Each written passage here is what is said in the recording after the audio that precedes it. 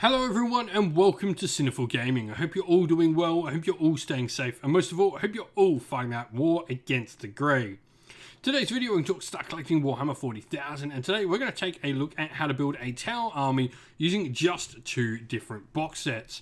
Now in this video we're going to take a look at the boarding patrol and the combat patrol box sets and how we can combine these two sets to create a nice 1,000-point tower army on the table nice and quick. We're going to go through both sets of models inside the boxes and talk a little bit about them and what they do on the table and how you can build them up, before showing you at the end of the video a little sample army list of 1,000 points, putting it all into practice together. So with that said, for starters, we get the brand new Commander Farsight model inside the boarding patrol box set, which we'll take a look at first. So, Farsight himself, he has 5 attacks, 7 wounds, and a 3-up save with weapon skill, ballistic skill 2+, and strength and toughness 5. He's got his high intensity plasma rifle, assault 2, strength 8, -4 AP, damage 3, and the Dawnblade there has 2 different weapon profiles for either the sweep, doubling his attacks for at +1 strength, -2 AP, damage 1, or he can have his 5 attacks at ×2 strength, -3 AP, damage 3. Now, he's got a ton of cool rules. First of all, tactical acumen. In your command phase, you can select a friendly Farsight Enclave's Crisis Core unit within 9 inch, and that unit is eligible to shoot or declare a charge in which it fell back, and each time a core model in that unit makes a ranged attack, you can ignore any or all hit modifiers for said attack. Way of the Short Blade. At the start of the fight phase, you can select one friendly Farsight Enclave's core unit within 6 inch, and until the end of that phase, each time a core model in that unit makes an attack, you can add one to their hit rolls. Master of War allows Farsight Enclave core units within 6 inch to reroll hit rolls of 1, and his Enclave Commander means if your army's Battleforged, he must be your army's Warlord, and a shield generator giving him a 4-up invulnerable save. Now, joining Farsight, we have a unit of Crisis Battlesuits. For me, these are an absolutely amazing unit for just all the options inside the kit. You can build up so many different models here. For me, there's so many different weapons. You have flamers, plasma rifles, missile pods, fusion blasters, cyclic ion blasters, burst cannons, air-busting fragmentation projectors. Pretty much you can equip this unit to deal with literally whatever you could imagine and whatever you could want. It could be anti-tank, it could be anti-infantry, it could be a mix of all, it could be anti-heavy infantry. There's just so many options here. And it doesn't stop with just the weaponry. You've got things like the Iridium Battlesuit for your leader of the unit to give them a 2-up armor save. Target locks can mean your opponent can't take light cover against you. Velocity Tracker means you can add one to your hit rolls when targeting models with the Fly special rule. So, you've just got a variety of different upgrades, which is really fun. This makes for an exceptionally fun unit just to put together. Now, next unit we have a 10 Fire Warriors. These can be built, first of all, as a strike team. They can also be built as a breach team, and we'll talk about them in just a sec. Strike teams have pulse rifles, which are a rapid-fire 36-inch range weapon, strength 5, 1 AP, damage 1. They can also choose to go pulse carbines, which are assault 2, strength 5, no AP, damage 1. And they've also got the options to take, first of all, the shafts. We can have a marker light, which will help with some of the tower's abilities. And you can also have gun drones, marker drones, shield drones, and a support turret missile system as well for heavy force, strength 5, -1 AP, damage 1 with the indirect fire rule as well. Now, the other option are the Breacher team, which you can build out of the same models. Breacher teams will be equipped with pulse blasters, which are assault weapons at all times.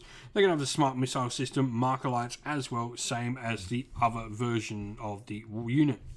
Lastly, we have a bunch of different drones, including obviously the smart missile system you can see there, but we've also got 8 other drones which can be built as shield drones, gun drones, and marker drones as well, so a nice variety.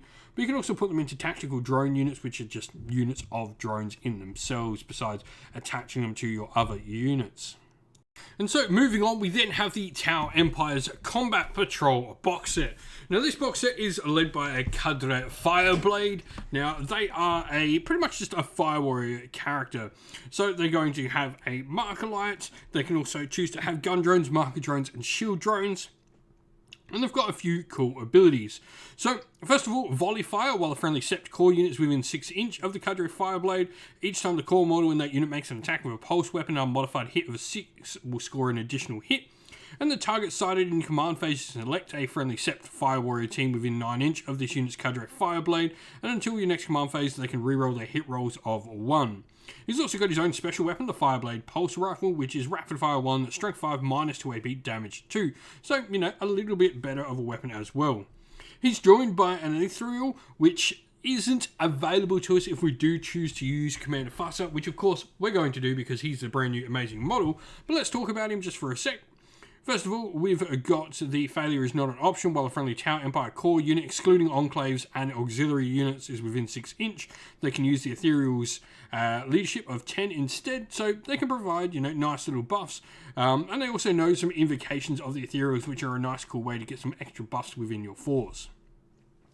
10 Fire Warriors, as we mentioned, these can be built as either strike teams or breacher teams. We've talked about both these units already in the previous slide though. So moving on, we then also have 3 stealth battlesuits. Stealth battlesuits, as the names might suggest, they're much more stealthy than your regular battlesuits. Camouflage fields mean each time an attack is made against them, they're just -1 to hit. And each time a ranged attack is allocated to a model whilst receiving the benefits of cover, they'll get an additional +1 to their saving throws.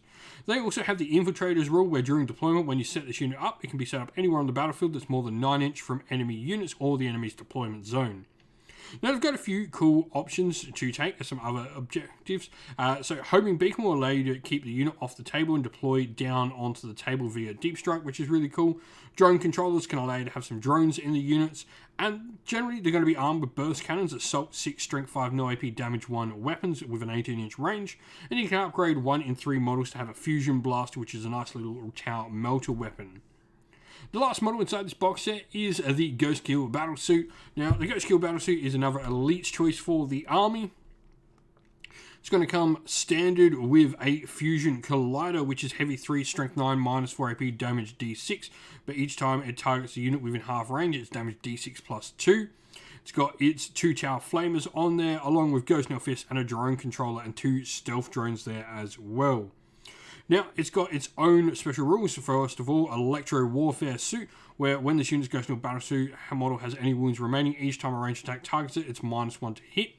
It can infiltrate much like the stealth suits, and it does explode like it's some sort of vehicle as well.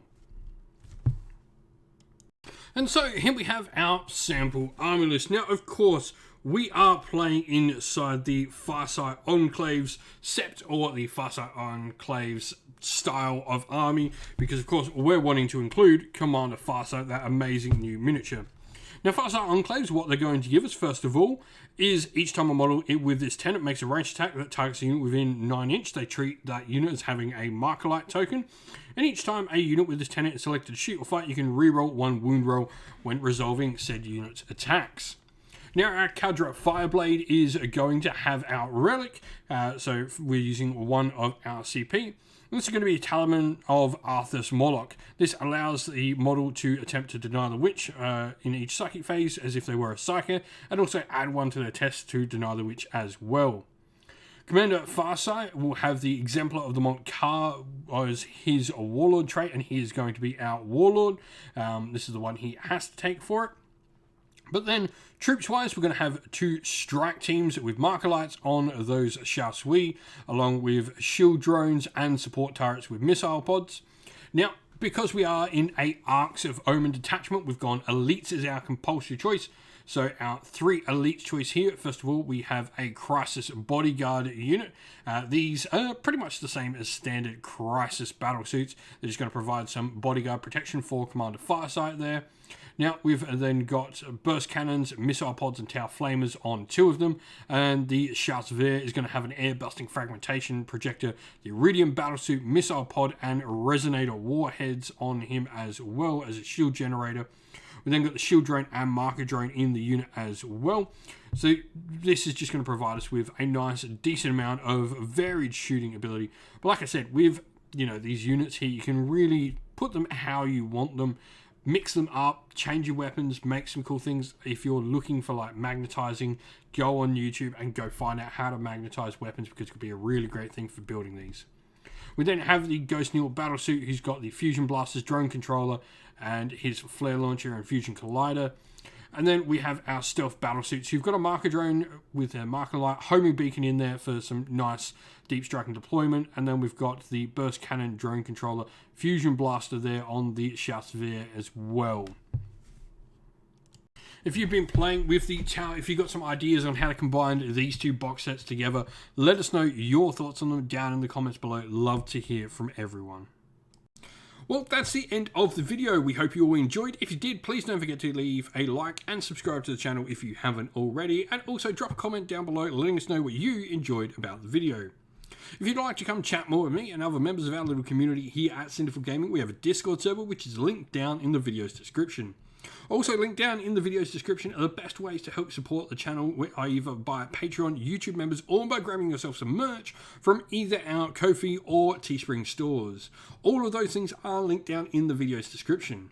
As a special thank you to everyone who does support us via Patreon and YouTube members, we'd like to give you all a shout out. So thank you to our Patreons, Christian Weir, Soren, Kenny Lowe, Outer and Shot First, Andrew Bowen, The Rising 8, Pure Dynamic, Anthony B, JJ Austrian, Average Wargamer, Domir, Mark Harvey, James Cater, Benjamin Swallows, Red Martin, Iron Grinch, Nicholas Conomos, Colorblind Magic, Daniel Everington, and Andy C. And to our YouTube members, Green Roots Gaming, Ronya, Lock Lorick, The Johnny84, David Ellsworth, Wolfric Nick, Broken Chef, Ariana Edwards, Revenar, Pink Nico Fire, Robin Mankiller, Monty Stabletop Terrain, John Castle, Davis Weird, James South, James Tillman, Dylan Marino, Gargamel 196, and Disco.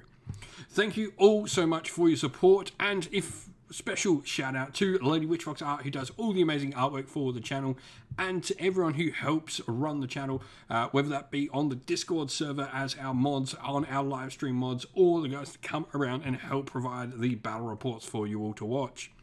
Thank you all once again, everyone. Stay safe, stay well, and most of all, keep fighting that war against the grey. Ciao for now.